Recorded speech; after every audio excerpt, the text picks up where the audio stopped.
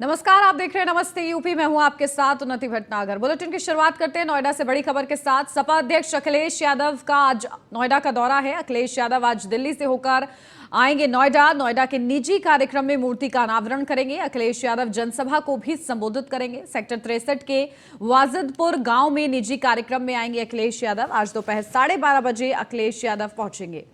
तो ये बड़ी अपडेट आपको बता दें, जहां अखिलेश यादव सपा के अध्यक्ष हैं और उनका आज नोएडा का दौरा बताया जा रहा है। निजी कार्यक्रम में मूर्ति के अनावरण के लिए वो पहुंच रहे हैं नोएडा। दिल्ली से होते हुए वो नोएडा आएंगे और सेक्टर 63 में उनका निजी कार्यक्रम आयोजित किया गया है, जिस दौरान अखिलेश यादव जनसभा को भी संबोधित करेंगे। तो सेक्टर 63 के वाजिदपुर गांव में निजी कार्यक्रम में आएंगे अखिलेश यादव। आज दोपहर 12:30 बजे पहुंचेंगे अखिलेश यादव। तो चलिए सीधा अपडेट लिखते हैं। हमारे ब्यूरो चीफ निशांत शर्मा हमारे साथ जुड़ गए हैं। निशांत, क्या कुछ जानकारी, क्या ये पूरा निजी कार्यक्रम है जिसमें अखिलेश यादव शिरकत करेंगे, मूर्ति का अनावरण करेंगे? देखिए, सपा अखिलेश जो यादव हैं, सपा मुख्य अखिलेश यादव अध्यक्ष जो हैं, वो आज एक निजी कार्यक्रम में मूर्ति अनावरण का जो कार्यक्रम है, उस कार्यक्रम में सेक्टर 63 वाजिदपुर गांव के अंदर आएंगे और आने के बाद वहाँ लोगों के साथ जनसभा भी करेंगे, संबोधन भी करेंगे। और कहीं ना कहीं ये कार्यक्रम रखा गया है, जिसको देखते हुए जो समय है वो 12 बजे का 12:30 बजे का समय दिया गया है। तो जिसको लेकर तमाम कार्यकर्ता भी इंतजार कर रहे हैं। और ये भी कहा गया है कि हजारों की संख्या में जनता के साथ वो जनसभा करेंगे। बिल्कुल, और देखिए बड़ा उनका ये कार्यक्रम बताया जा रहा है और इस दौरान जनसभा को भी वो संबोधित करेंगे। उसके जुड़ी क्या अपडेट? हाँ, देखिए, पूरी तैयारी पुलिस प्रशासन की तरफ से भी कर ली गई है और कहीं ना कहीं ये देखा जा रहा है कल से ही जो नोएडा पुलिस है पूरी प्लानिंग कर रही है, जिसको देखते हुए पूरा तैयारी कर ली गई है। और 12:30 बजे का जो समय दिया गया है, 12:30 बजे खुद अखिलेश यादव नोएडा पहुंचेंगे और अपने कार्यकर्ताओं के साथ जनसभा संबोधित करेंगे। और उससे पहले जो है मूर्ति अनावरण का कार्य है, जो यहाँ के उनके कार्यकर्ता हैं उनके यहाँ पर ये कार्यक्रम रखा गया है। ठीक है निशांत, नजर बनाकर रखिएगा। बहुत शुक्रिया आपका।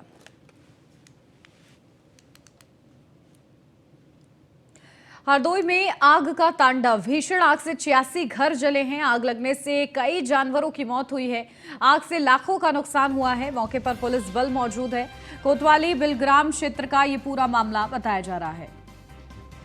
तो हरदोई में भीषण आग का तांडव, 86 घर जले हैं। इस वजह से आग लगने से कई जानवरों की मौत भी हो गई है। तो आग से लाखों का नुकसान हुआ है। कई घर आग की चपेट में आ गए। मौके पर पुलिस बल मौजूद रहा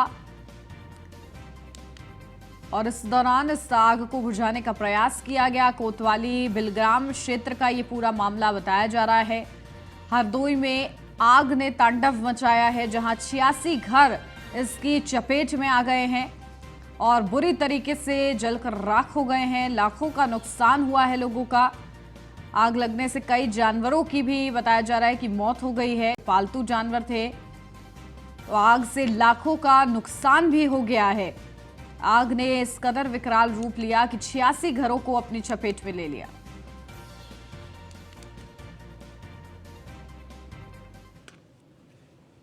लखनऊ मंडलायुक्त डॉक्टर रोशन जैकब ने सड़कों को लेकर बैठक की। राजधानी लखनऊ के विभिन्न चौराहों के संबंध में बैठक की। इस दौरान डॉक्टर रोशन जैकब ने कहा कि लखनऊ की जो सड़कें मरम्मत योग्य हैं, टेंडर कराया जाए। तो लखनऊ की जो सड़कें मरम्मत योग्य हैं, उनका टेंडर कराया जाए। बैठक में ये निर्णय लिया गया है जल्द से जल्द सड़कों को दुरुस्त किया जाए ताकि आम जनमानस को किसी भी तरीके की कोई तकलीफ ना हो। इसको लेकर विचार विमर्श किया गया है।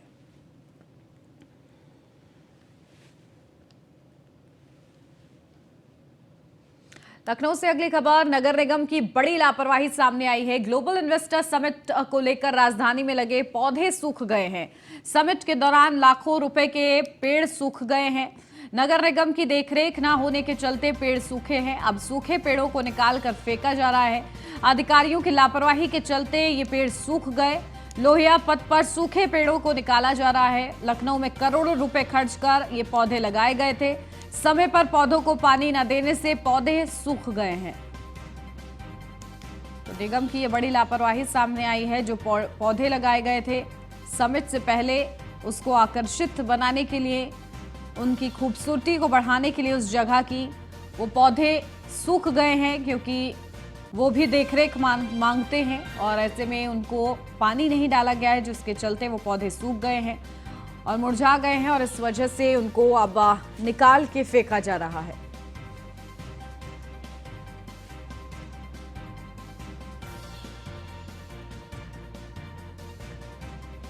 तो नगर निगम की ये बड़ी लापरवाही सामने आई है। ग्लोबल इन्वेस्टर समिट को लेकर राजधानी में जो पौधे लगाए गए थे वो पौधे अब सूख गए हैं, जिसके चलते अब उनको हटाया जा रहा है।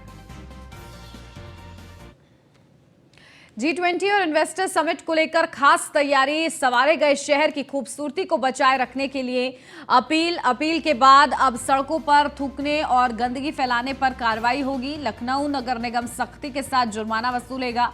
राजधानी में हुए सौंदर्यीकरण को बनाए रखने के लिए 23 फरवरी से 1 मार्च तक थूकना मना है। सौंदर्यीकरण को खराब करने वालों से जुर्माना भी वसूला जाएगा। तो सुरक्षा को लेकर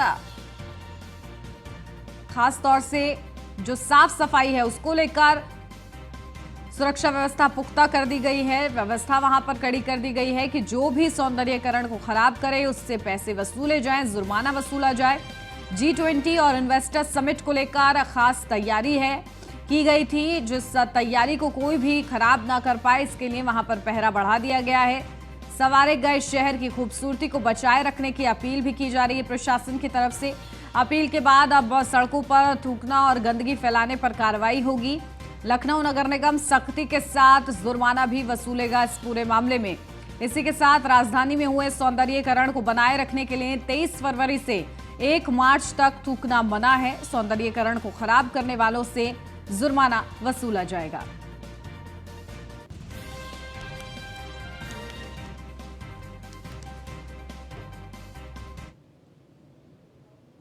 कानपुर देहात के मंडोली गांव में अवैध अतिक्रमण के चलते लगी आग में मां और बेटी की हुई मौत के मामले में सियासत लगातार गर्माती जा रही है। तो वहीं किसान नेता राकेश टिकैत कानपुर देहात पहुंचे और किसान नेता राकेश टिकैत के साथ हजारों की संख्या में किसान समर्थक भी मौजूद रहे।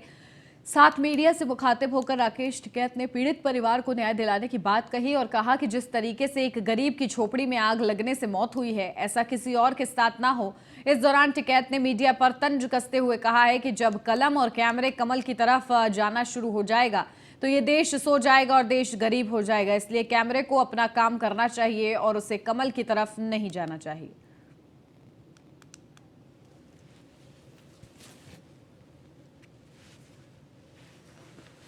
आगे किसी का घर टूटे वो सुसाइड ना करें। ये बुलडोजर कार्रवाई रुकनी चाहिए। ये पक्षपात पर चल रही है। बीजेपी का मकान है वो नहीं टूटेगा, दूसरों का मकान है वो टूटेगा। सरकार या तो निष्पक्ष काम करे कि सबके टूटने, जिसने अवैध कर रखा है उसका एक तरफा से टूटा, कोई दिक्कत नहीं है। सरकार बेईमानी से काम कर रही है, वो देश के कानून और संविधान को नहीं मानती। जब कलम और कैमरे पे बंदूक का पहरा है और जो कलम कमल की तरफ जाना शुरू हो जाएगी, कमल की तरफ जाना शुरू हो जाएगी, वहां पे खुशबू है उसमें सो जाएगी, तो देश गरीब होगा, देश में क्रांतिकारी पैदा नहीं होंगे। कलम से हटके अगर कमल पर जाएंगे तो यही हाल देश का होगा। कमल से हटके कलम पे जाना पड़ेगा। कलम जब लिखती है तो क्रांतिकारी पैदा होते हैं। आगरा में शराब पीकर वाहन चलाने वाले लोगों के खिलाफ बड़ी कार्रवाई की गई है, जहां 22 वाहन चालकों के ड्राइविंग लाइसेंस निलंबित कर दिए गए हैं, जबकि 255 लाइसेंस निलंबित किए जाने की रिपोर्ट संबंधित आरटीओ ऑफिस में भेज दी गई है।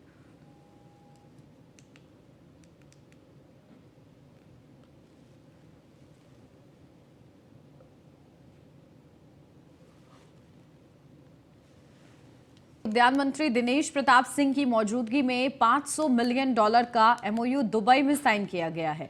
प्रदेश के औद्योगिक उत्पाद विदेशों में जाने से किसानों की आर्थिक स्थिति में बढ़ोतरी होगी। प्रदेश के औद्योगिक उत्पादों का क्रय विक्रय एवं प्रोत्साहन लुलु ग्रुप भी करेगा। लुलु ग्रुप अपने हाइपर मार्केट के माध्यम से उत्तर प्रदेश की सब्जियां एवं फलों का निर्यात करेगा।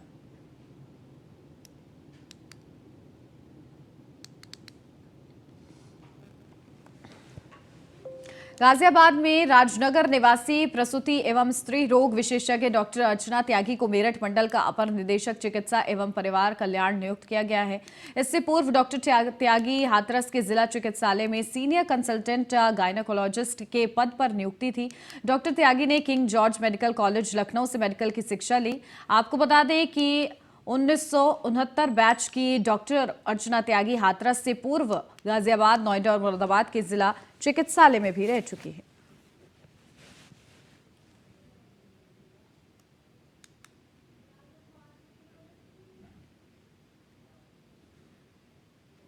बागपत के अटल भूजल योजना के अंतर्गत तालाब के जीर्णोद्धार का लोकार्पण हुआ। मुख्य अतिथि के रूप में सांसद डॉक्टर सत्यपाल सिंह ने शिरकत की।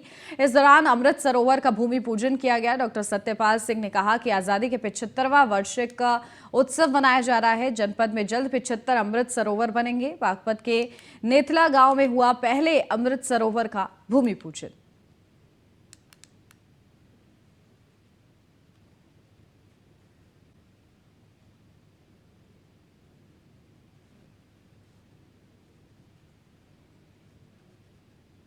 नेथला गांव के अमृत सरोवर का आज भूमि पूजन हुआ। देश के बहुत यशस्वी प्रधानमंत्री मोदी जी ने हर एक जिले के अंदर जो हमारा आज़ादी का 75वां जो वार्षिक उत्सव चल रहा है या 75वां जो है शीतल जयंती मनाई जा रही है, जिसको अमृत महोत्सव हम लोग बोलते हैं, उसमें अमृत तालाब के नाम से, अमृत सरोवर के नाम से 75 जो है तालाब बनने हैं। उसका आज यहाँ पहला अमृत सरोवर का आज यहाँ पर भूमि पूजन हो रहा है। सबसे बड़ी खुशी की बात यह है, अभी जब मैं आ रहा था और मैं 50 तालाबों का जो है भारत सरकार को भेजा था, वो 50 तालाबों का भी उसका भी जो है मंजूरी अभी आई है। कानपुर में वीएचपी महिला पदाधिकारी वीएचपी कार्यालय के बाहर धरने पर बैठी। संगठन से निष्कासन के विरोध में संयोजिका धरने पर बैठी। संयोजिका ने कहा कि बिना कारण बताए संगठन से बाहर किया गया।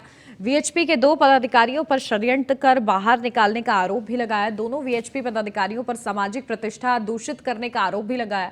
कई सालों में महिला वीएचपी दुर्गा वाहिनी में कार्य कर रही थी।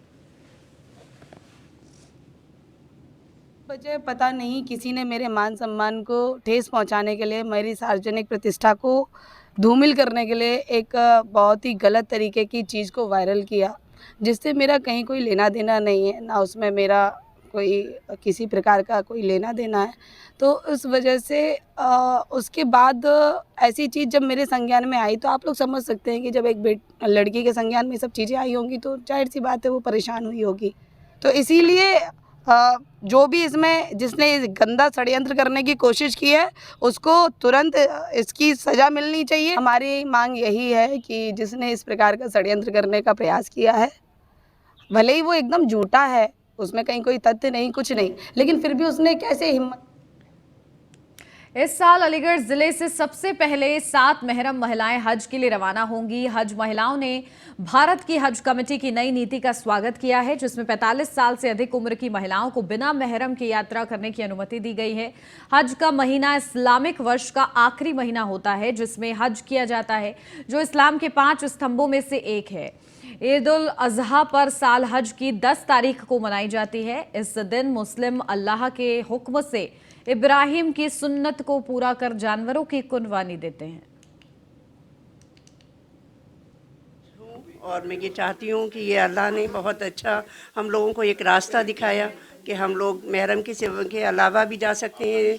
और शाकिर साहब और समद साहब की बहुत शुक्रगुजार हूँ जिन्होंने हमको एक रास्ता दिखाया वहाँ तक भेजने का, और मुझे तहे दिल से शुक्रगुजार हूँ। एक बार आप उम्रा भी कर चुकी हैं और इस बार हज पर जाएं, जो आपका जी, मेरा नाम तलत इमरान है और मैं एक दफ़ा हज भी उम्रा भी कर चुकी हूँ। 2019 में मेरा उम्रा इंशाल्लाह पूरा हो गया। बहुत ज़्यादा खुश हूँ अल्हम्दुलिल्लाह। मैं अपनी अम्मी के साथ इंशाल्लाह हज के लिए जाऊँगी और मैं गवर्नमेंट की शुक्रगुज़ार हूँ कि उन्होंने ये गाइडलाइंस 2023 में अप्लाई करी कि कोई भी लेडीज जो विडो है या जो बिना महरम के हज के लिए रवाना हो सकती है। और जी क्या आप अपनी मम्मी के साथ जा रही हैं? जी मैं अपनी अम्मी के साथ जा रही हूँ। जो आदेश जारी हुआ है पिछले तकरीबन 2-4 सालों से कि 45 प्लस, ठीक है, जो लेडीज़ 45 प्लस हैं जिनकी उम्र 45 साल से ज़्यादा है वो विदाउट महरम हज करने जा सकते हैं, ठीक है। ये उनके साथ में उनके महरम हो या नहीं हो, ठीक है, लगा लिए। तो इसीलिए हज कमेटी ऑफ इंडिया की जानिब से आज मीटिंग रखी गई है। ये ग्रुप अलीगढ़ से माशाल्लाह बन गया है।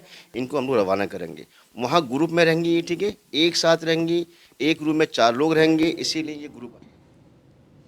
डीएम लखनऊ सूर्यपाल गंगवार ने आज कलेक्ट्रेट सभागार में जिला सैनिक बंधुआ के साथ बैठक की। बैठक में बड़ी संख्या में पूर्व सैनिकों ने हिस्सा लिया और अपनी समस्याएं जिलाधिकारी के समक्ष रखी। बैठक में समस्याओं के निराकरण के लिए विभिन्न विभागों के पदाधिकारी उपस्थित रहे। जिलाधिकारी ने समस्याओं के शीघ्र निस्तारण के लिए कड़े निर्देश जारी किए हैं।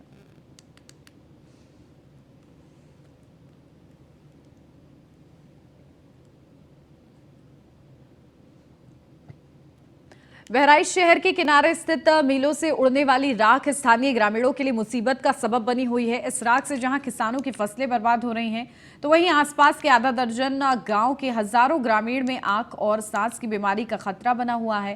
राख के फैलने का कारण मिल में फिल्टर न लगा होना बताया जा रहा है, जिसको लेकर भारतीय किसान यूनियन के पदाधिकारियों और कार्यकर्ताओं के दिलशाद खां के नेतृत्व में आरोहण फूड मिल का घेराव कर प्रदर्शन किया गया है। वहीं किसानों का कहना है कि अगर मिल प्रबंधन द्वारा मिल में फिल्टर नहीं लगवाया गया तो हम सब आंदोलन करेंगे और इस मिल को बंद करवा कर ही दम लेंगे। किसान यूनियन के द्वारा अब दिया गया है ज्ञापन। इसमें ये बताया गया है कि ये फैक्ट्री जो आपके सामने है, इससे प्रदूषण से संबंधित समस्या है किसानों को, तो उसी के संबंध में इनके द्वारा ज्ञापन दिया गया है। उसके निराकरण की आगे कार्रवाई की जाएगी। मैं जैसा कि मैंने पहले भी बताया, प्रदूषण से संबंधित समस्या है, इसकी राख की समस्या है जो किसानों की फसलों पे, जैसा कि इनके द्वारा बताया गया है, इसकी जांच हेतु कमेटी जो है डीएम सर के द्वारा गठन की जाएगी, आगे की कार्रवाई की जाएगी। किसान से निकलने वाले कचरे से ग्रामीण परेशान हैं। मिल के आसपास के गांवों में तरह तरह की बीमारियां फैल रही हैं। फेफड़े में कैंसर से लेकर आंख की खराबी तक की बीमारियों से सैकड़ों लोग पीड़ित है। इस इशू को उठाया है किसान यूनियन ने। किसान यूनियन ने आज धरना प्रदर्शन कर इस व्यवस्था से प्रशासन को जगाने का प्रयास किया है। हमारे साथ किसान यूनियन के लोग मौजूद हैं। आइए मैं उनसे जानता हूं कि वो किस इशू को लेकर, किस मांग को लेकर, किस मुद्दे को लेकर आंदोलित है और वो प्रशासन को जगाने के लिए क्या कदम उठा रहे हैं। आपका शुभ नाम? मैं हरिराम गुप्ता, क्या है आप? भारतीय किसान यूनियन तहसील सदर प्रवक्ता। क्या है इशू, किस बात को लेकर आज आप लोग ये प्रदर्शन कर रहे हैं सैकड़ों लोगों के साथ? सबसे पहले तो हम लोगों ने 7 तारीख को नोटिस दी थी कि कृपया आप या तो फिल्टर लगवा लें या राखी अपनी रोक लें, और अगर नहीं रोकते हैं तो प्रशासन को निर्देश हम लोगों ने नोटिस के माध्यम से बताया था मिल में ताला लगाया जाए, पर इन्होंने ये नहीं किया। जब हम लोगों को जानकारी हुई कि तमाम आँखें चली गई हैं, तमाम लोग पीड़ित हैं, यहाँ जो भी सब्जी लगाई जाती है वो बिक नहीं सकती, इतनी राख उड़ती है, और ये पैसे वाली पार्टी है भाई, तो ये इसको गरीब से क्या मतलब है, ये गरीब को नहीं देखना चाहती। इसको लेके हम लोग भारतीय किसान यूनियन के माध्यम से आए हैं और हम तब तक नहीं जाएंगे। हम तो दिल्ली में लड़े 13 महीने, तो जब तक इस मिल में फिल्टर नहीं लगेगा या मिल नहीं बंद होगी तब तक हम लोग ये अब छोड़ना नहीं चाहते हैं। जब तक इसको कितने लोगों की मौत हो चुकी है और कितने बीमार है और किस किस तरह से बीमारी से पीड़ित है? तमाम लोग, कम से कम 50 लोगों की मौतें हुई है इस राख की वजह से जो अंदर जाती है, और 50 लोग ऐसे होंगे जिसके आँख में ये राख पड़ने से उनकी आँख चली गई है। क्या प्रशासन से कोई शिकायत की है? अब आप लोगों ने की होगी, हम लोगों ने तो 7 तारीख से शुरू किया और हमें आज जानकारी हुई कि तमाम आंखें भी गई हैं, और इस प्रदूषण की वजह से घर में कोई आंगन में रह नहीं सकता, खाना बना नहीं सकता, और सारी छतें राखी से भरी होती हैं। ये थे किसान यूनियन के प्रवक्ता, जिनका कहना है कि वो तब तक आंदोलन करते रहेंगे जब तक मिल में जो प्रदूषण यंत्र नहीं लगेगा और लोगों की जिंदगी से हो रहा खिलवाड़ थमेगा नहीं। सैयद मसूद कादरी, न्यूज़ 1। और इसी के साथ इस बुलेटिन में बस इतना ही। खबरों का सिलसिला आगे भी जारी है। आप बने रहिए न्यूज़ 1 इंडिया के साथ।